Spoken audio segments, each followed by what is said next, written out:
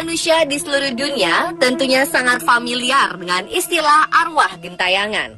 Apalagi untuk orang-orang yang tinggal di negara dengan budaya okultisme yang kuat seperti di Afrika dan Asia.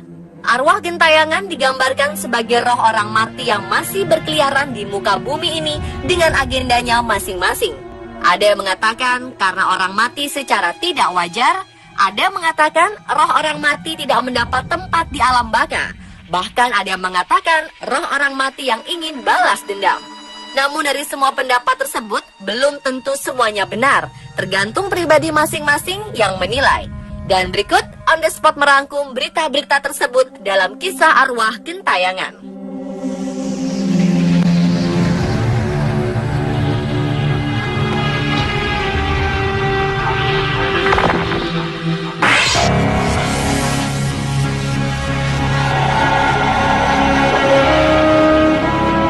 Seorang gadis cantik dari negeri Gajah Putih Thailand, Anna Hambawaris, terlibat tabrakan maut yang menewaskan seorang polisi.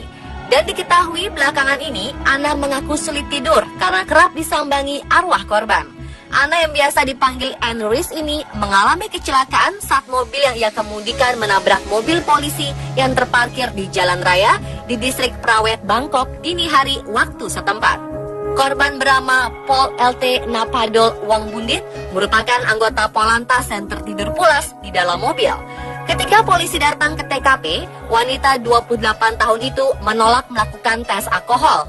Ia juga membantah sebagai pelaku penabrakan.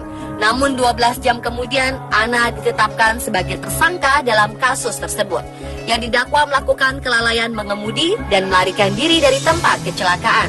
Saat Anna menghadiri upacara kremasi korban, salah seorang pelayat mengalami kesurupan dan arwah yang merasukinya mengaku sebagai polisi yang tewas dan menyerukan nama Anna. Melalui orang itu, arwah polisi tersebut meminta keluarganya untuk memaafkan Anna. Namun Anna mengaku kecewa karena tidak sempat berdialog secara langsung dengan sang arwah untuk meminta maaf secara pribadi. Meskipun demikian, ia mengaku lega sebab korban memaafkan dirinya. Namun sejak malam setelah menghadiri upacara kremasi itu, ia mengaku sulit memejamkan mata karena masih memikirkan kecelakaan itu. Saat ia tertidur, ia bermimpi tentang kecelakaan itu dan berada dalam mobilnya bersama dengan jasad. Dalam mimpi itu pula, ia bangun dan mengatakan sesuatu kepadanya. Namun ia tidak mengingat secara persis apa yang dikatakan jasad tersebut dalam mimpinya.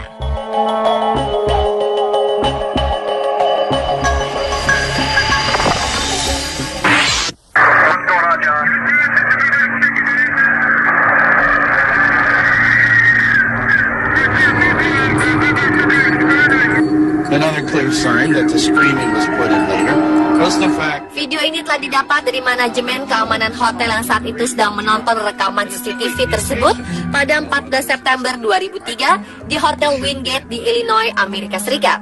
Suaranya terdengar pada latar belakang rekaman. Menurutnya hal tersebut bermula saat orang-orang yang menginap di hotel mulai menyatakan keluhan padanya karena kerap kali mendengar kebisingan berupa suara menjerit keras yang datang dari lantai 2, terutama mengarah pada kamar 209. Tidak ada yang mengetahui asal dari suara tersebut. Namun setelah diperiksa lebih lanjut, mereka menemukan bahwa selama bertahun-tahun beberapa keluhan dari suara-suara aneh tersebut memang datang dari kamar nomor 209. Saat melakukan penyelidikan, terdapat rekaman yang menunjukkan seorang karyawan Wingate Hotel yang memasuki ruang kosong dengan jeritan menyedihkan tersebut berasal. Sang manajer yang terdengar beradu pendapat dengan karyawan yang memeriksa, mendesaknya untuk menunggu hingga polisi tiba, namun ia tetap menyelidikinya. Lalu sosok bayangan putih kemudian terlihat pada kamera CCTV, terlihat meninggalkan ruangan dan berjalan menyusuri lorong. Dan pada saat memasuki ruangan, pria itu menemukan furnitur yang terbalik dan karpet yang sobek di dalam kamar, namun tidak menemukan adanya seseorang di sana.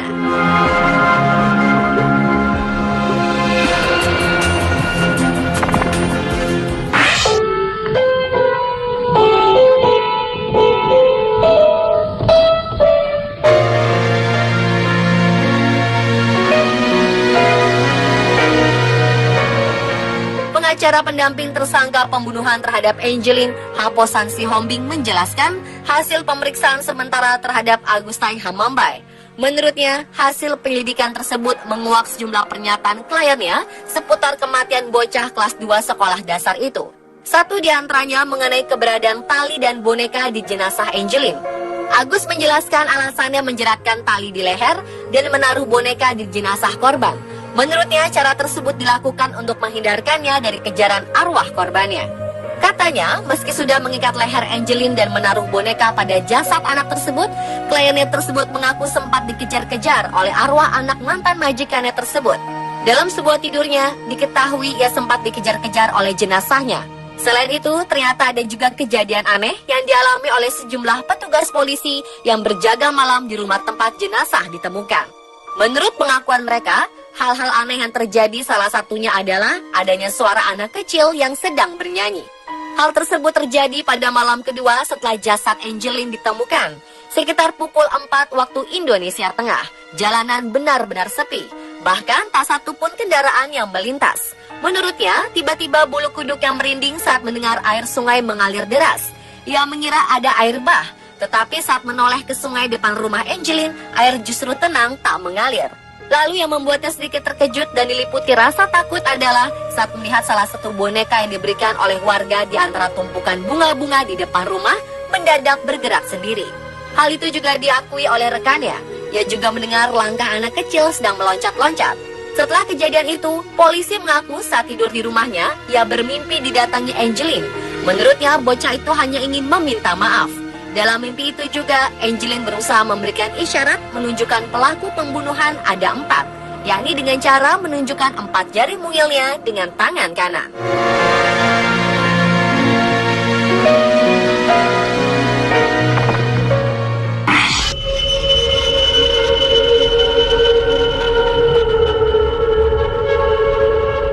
Pasca tewasnya Siska Yofi di Jalan Cipedes Tengah, Kecamatan Sukajadi, Bandung, pada 5 Agustus 2013, kisah mistik pun bermunculan dan menjadi buah bibir di kalangan warga sekitar. Salah seorang warga Cipedes Tengah, Reza, menuturkan, setelah kejadian sering muncul cerita-cerita mistik dari warga sekitar, terlebih warga berdekatan dengan lokasi ditemukannya tubuh Siska. Ada yang mengaku pernah melihat kaki tanpa badan, ada juga mendengar suara perempuan menangis, bahkan ada juga yang melihat penampakannya. Bahkan Reza menambahkan bau amis dari darah korban masih tercium hingga 3 hari setelah kejadian. Reza ikut menggotong jasad Siska pun merasa selalu diikuti oleh arwah korban. Tidak sampai di situ, Reza pun sempat sakit beberapa saat setelah kejadian. Di tempat yang sama, kakak Reza, Ade, mengaku sempat tak sadarkan diri sesaat setelah melihat tubuh korban yang banyak darah. Setelah melihat tubuh korban, ia pun lekas pulang dan saat sedang menyusui anaknya, tiba-tiba ia tak sadarkan diri dan menurut pengakuan suaminya, ia seperti orang yang sedang mengobrol. Di saat tak sadarkan diri itu, Ade merasa kesakitan dan tak bisa bergerak. Dan secara tiba-tiba, ada bisikan ke arah telinganya yang menanyakan sesuatu seperti bertanya mengapa tidak menolongnya. Lalu suara bisikan tersebut berubah menjadi tangisan. Namun hal tersebut pun sirna setelah sang suami menyadarkannya.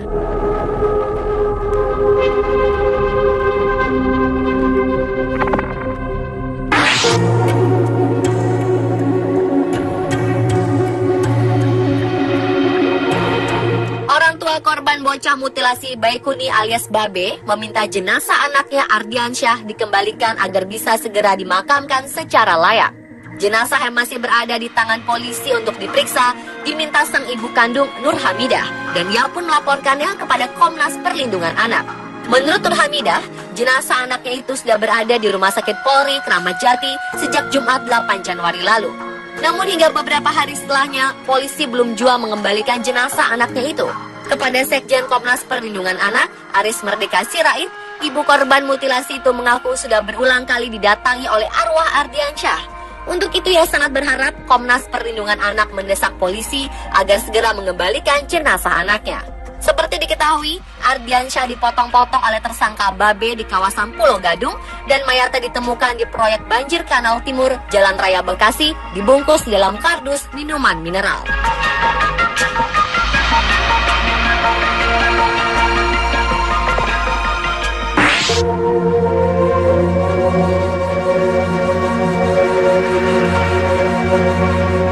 Seorang Sang pengusaha bernama William Henry Harrison Wooster meninggal pada tahun 1919 di usianya yang ke-79. Namun masyarakat sekitar berpikir arwahnya dan arwah 2 dari 6 anaknya masih menempati rumah yang dibangun di Seymour County pada tahun 1894 ini. Paul Sayerafa, sang pemilik rumah tersebut, saat ini mengaku kesulitan untuk menjual rumahnya karena hampir setiap orang mengetahui tentang cerita mistis di dalamnya. Diketahui, Paul telah lama berhubungan dengan kelompok paranormal yang ingin mengkonfirmasi keyakinan mereka akan adanya arwah gentayangan di rumahnya. Ia membeli rumah bergaya Queen Anne tersebut 15 tahun yang lalu dan hidup di dalamnya dan membuka restoran yang ia beri nama Carousel Gardens. Sejak awal, ia telah mengakui bahwa ia sering berhubungan dengan arwah Wooster dan putranya Horace. Namun Paul juga mengatakan jika ia merasa paling dekat dengan arwah putri bungsu Pak Wooster bernama Helena Ruth. Terlepas bahwa hal tersebut benar atau tidak, yang jelas rumah 3 lantai, bercat biru, dan memiliki fitur klasik ala rumah Queen Anne, termasuk menara besar tersebut, sangatlah menyeramkan. Selain itu, rumah itu memiliki 20 kamar dengan luas 9.000 meter persegi, dan kaca jendelanya masih asli memakai kaca patri.